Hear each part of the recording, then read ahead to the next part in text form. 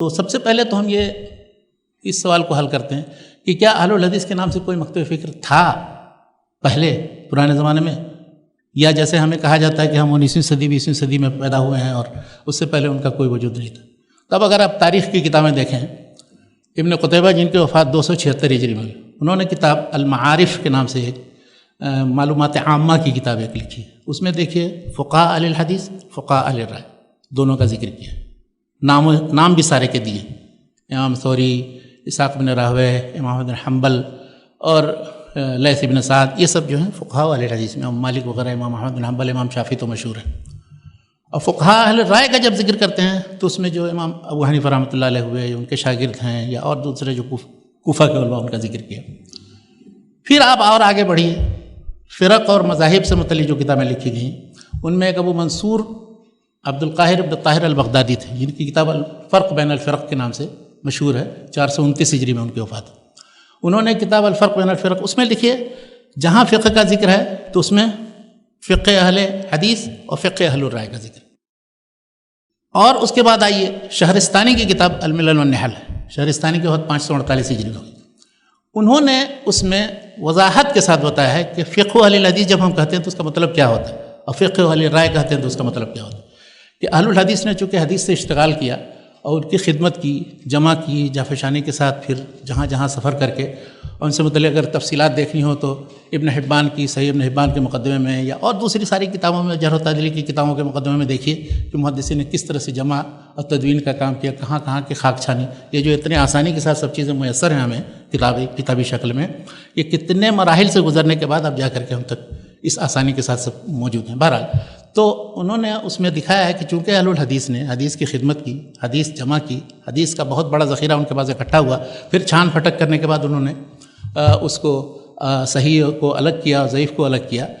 تو اس کے بعد پھر انہوں نے یہ کام کیا کہ اس میں تأمل کر کے، غور و فکر کر کے، اس سے استنباط پر بھی توجہ دی، اور یہی فقہ اہل حدیث ہے جو فقہ اہل رائے سے مختلف ہے.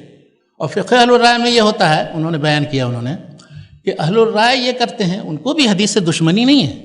لیکن چونکہ حدیثیں ان کو کم پہنچی تھی اور ان سے یا حدیث یا علوم حدیث سے اشتغال ان کا کم تھا، اس وجہ سے انہوں نے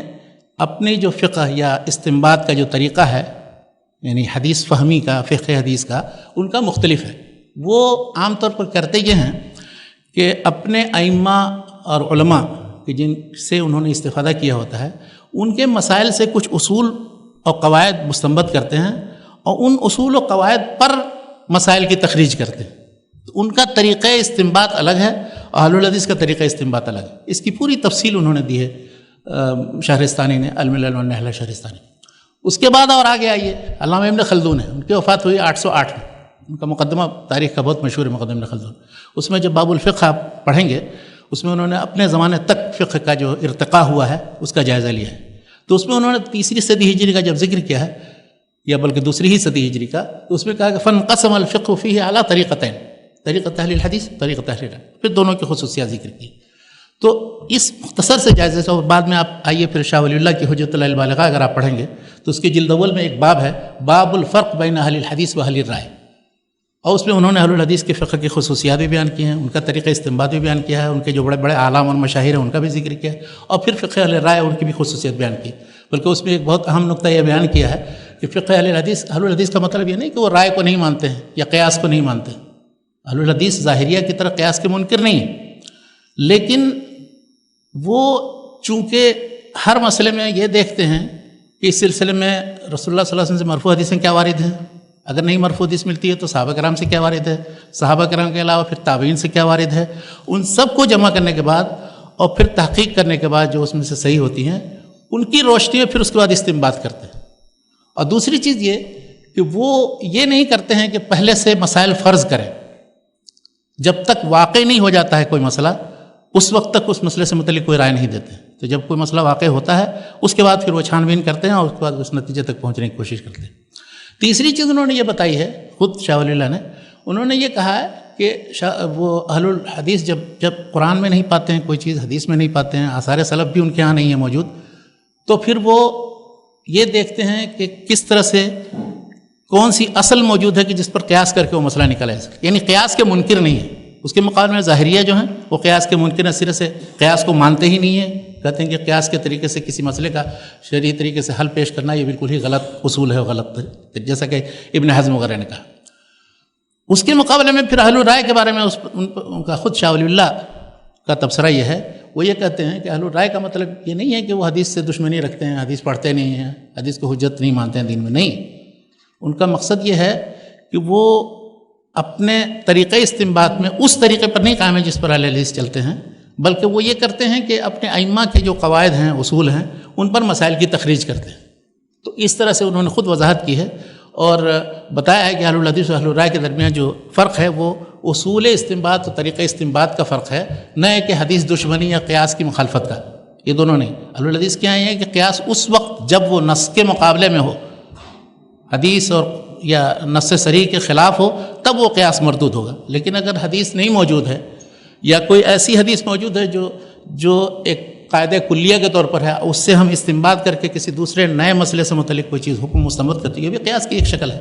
تو اس قیاس کا وہ انکار نہیں کرتے۔ تو شاہ ولی اللہ کی وفات 1176 میں ہوئی ہے، یعنی آپ نے دیکھا کہ میں نے دوسری تیسری صدی ہجری سے شروع کیا اور 12ویں صدی ہجری تک ہر دور میں ایک مکتب فکر جو اہل الحدیث کا مکتب فکر ہے، خصوصاً فقہ کے باب میں موجود ہے۔ مولانا محمد اسماعیل سلفی صاحب نے اپنی کتاب کے اندر تحریک آزادی فکر میں، اور بھی دوسرے انہوں نے سارے میدانوں میں، عقیدے کے باب میں اور اسی طرح سے تفسیر کے باب میں، سیرت کے باب میں اور دوسرے سارے میدانوں میں، حتیٰ کہ سیاست کے باب میں بھی اہل الحدیث کا جو طریقہ رہا ہے انہوں نے بہت تفصیل سے بیان کیا ہے، اور ان کی جو امتیازی مسائل ہیں اس پر روشنی ڈالی۔ اگر تفصیل کے لیے پڑھنا ہو تو ان کی کتاب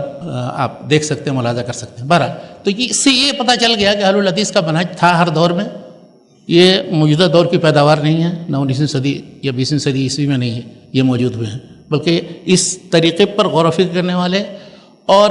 اس طریقے پر مسائل کا استنباط کرنے والے اور اس طریقے پر کتابیں لکھنے والے ہر زمانے میں موجود رہے ہیں۔ اب آئیے اس نقطے کی طرف، اگر اہل حدیث کی فقہ ہے تو وہ کون سی کتابیں ہیں، ان کی معتمد کتابیں کیا ہیں، اور ان کے اس فقہ اہل حدیث کے مقابلے میں فقہ مذاہب اربعہ ان دونوں کے درمیان کیا تعلق ہے، ان کا فرق کیا ہے ان دونوں میں۔ تو اس سے متعلق آپ کو میں بتاؤں کہ اہل الحدیث کی جو فقہ ہے اس کے اندر جتنی مرونت یا جتنا زیادہ لچک ہے اور جتنا زیادہ آزادی رائے ہے دلیل کے بنیاد پر اختلاف کرنے کی، اتنا کسی فقہ کے اندر نہیں۔ کسی ایک مکتب فکر کو لے لیں، انہوں نے جو اصول و قواعد بنائے ہیں ان اصول و قواعد سے یہ سر منہ انحراف نہیں کرتے اور اس کے مطابق مسائل کی تخریج کرتے چلے جا رہے ہیں۔ آج تک مدونات اور متون اور شروح تیار ہو گئے۔ اور اس سلسلے میں ایک وضاحت اور کر دوں میں کہ اہل الحدیث کی جو فقہ ہے اس میں کوئی ایسا اصول یا کوئی ایسا قاعدہ نہیں بنایا گیا ہے کہ اس قاعدے کو ہم اگر اس کے مطابق مسائل بیان کرتے ہیں تو وہ مسائل کبھی کبھی بالکل حدیث صریح یا رسول اللہ صلی اللہ علیہ وسلم کے عمل یا صحابہ و تابعین کے متفقہ عمل کے خلاف پڑتے ہیں، بلکہ اہل الرائے کے یہاں آپ دیکھیں گے، اہل الرائے کے یہاں اس جو اصول و قاعدہ بیان کیا گیا اس سے جو مسئلہ وہ نکالتے ہیں کسی صریح حدیث کے بالکل خلاف ہے۔ صحابہ کرام کا عمل اس کے خلاف تھا، تابعین کا، لیکن وہ کہتے ہیں کہ چونکہ یہ ہمارے اصول ہیں، اس اصول کے مطابق ہم مسائل بیان کریں گے اور مدون کریں گے۔ اور آپ کو میں یہ بتاتا چلوں تاکہ فرق اور مزید واضح ہو کہ فقہ اہل حدیث اور فقہ اہل الرائے میں کیا فرق ہے، اس کے بعد انشاءاللہ اہل الحدیث کی کتابوں کی طرف آؤں گا کہ عموماً جو فقہ اہل الرائے ہے ہم یہ سمجھتے ہیں کہ وہ صرف فقہاء کوفہ یا فقہاء احناف ہے، نہیں۔ میں پہلی مرتبہ آپ کو شاید یہ بتا رہا ہوں، آپ کو حیرت بھی ہوگی کہ ہر مذہب میں، حتیٰ کہ مذہب حنفی میں بھی کچھ جو حدیث کی طرف مائل تھے، جنہوں نے حدیث کی موافقت میں اپنے مذہب کی مخالفت کی، تو وہ پھر وہ فقہ اہل الرائے کے مطابق نہیں رہ گئے۔ آخری مثال ان کی ایک مولانا عبدالحی لکھنوی مرحوم تھے جن کی 1304 ہجری میں وفات ہوئی۔ انہوں نے شرح وقایہ کی ایک شرح لکھی ہے السعایہ کے نام سے۔ تو السعایہ اگر آپ پڑھیں گے تو آپ کو اندازہ ہوگا کہ یہ اس کی شرح کے وجہ اس پر رد ہے، اور ہر اکثر مسائل کے سلسلے میں انہوں نے جو ترجیح دی ہے وہ محدثین اہل الحدیث کے منہج کی ترجیح دی، اور خود انہوں نے صراحت کے ساتھ لکھا ہے۔ انہوں نے اپنی کتاب النافع الکبیر لمن یطالع الجامع الصغیر اور مقدمہ سعایہ اور دوسری امام الکلام قرأت خلف الامام کے مسئلے میں جو لکھا، اس میں بھی وہ اپنے مذہب سے نکل گئے کہ سری اور جہری کسی میں نماز میں سورہ فاتحہ نہیں پڑھ سکتے۔ تو ان تینوں کتابوں میں انہوں نے لکھا ہے، ان کے الفاظ میں ابھی عربی میں مستحضر نہیں میرے پاس، لیکن یہ کہ اس کا لب لباب یہ ہے کہ جتنا میں گہرائی میں اترتا جاتا ہوں اور فقہی مسائل کی تحقیق کرتا ہوں تو مجھے یہ لگتا ہے کہ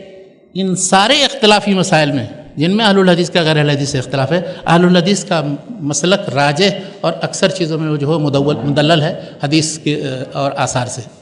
تو اس لیے فللہ درہم وعلیہ شکرہم، انہوں نے اسی طرح کی تعبیر استعمال کی ہے کہ اللہ تعالیٰ نے ان کو کتنی توفیق دی اور اس سلسلے میں ان کا شکریہ ادا کیا جانا چاہیے، نہ کہ ان سے نفرت